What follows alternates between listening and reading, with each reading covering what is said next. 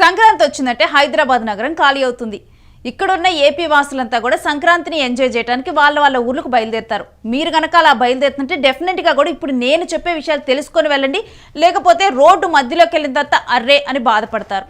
ఏంటంటే హైదరాబాద్ నుంచి గుంటూరు వెళ్లే వాహనాలను నార్కెట్పల్లి వద్ద నల్గొండ, మిర్యాలగూడ, పిడుగురాళ్ల మీదుగా దారి మళ్లిస్తున్నారు. ఈ విషయాన్ని గుర్తుంచుకోండి.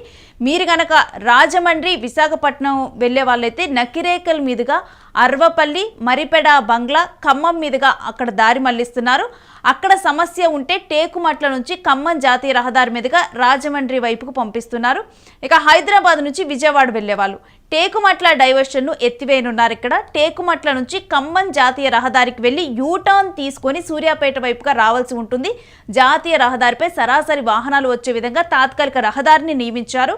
ఇక ఖమ్మం హైదరాబాద్ అయితే రాయనీగూడెం వైపుగా వచ్చి యూటర్న్ తీసుకోవాల్సి ఉంటుంది. చిమ్వెల్ల, ఐలాపురం వద్ద దారి మళ్లించి సూర్యాపేట మీదుగా సరాసరి హైదరాబాద్ వెళ్లే విధంగా ప్రణాళికలు రూపొందించారు. ఇంకొకటి ఏంటంటే ఈసారి డ్రోన్ కెమెరాలతో నిఘా పెట్టారు. సూర్యాపేట జిల్లా పోలీసులు ఈ ఏడాది జాతీయ రహదారిపై డ్రోన్ కెమెరాలతో నిఘా ఏర్పాటు చేశారు. ఎక్కడైనా వాహనాలు పెద్ద సంఖ్యలో నిలిచిపోతే వెంటనే చర్యలు చేపట్టే విధంగా సూర్యాపేట గ్రామీణం, మునగాల, కోదాడ గ్రామీణ సిఐల ఆధ్వర్యంలో పండుగకు ముందు ఆ తర్వాత 5 రోజుల చొప్పున కూడా సిబ్బంది నిరంతరం ట్రాఫిక్ను పర్యవేక్షించనున్నారు.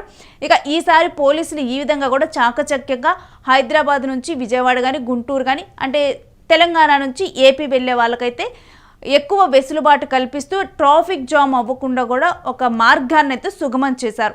ఇది ఎవరైతే ఏపీ వెళ్తున్నారో వాళ్ళందరికీ షేర్ చేయండి.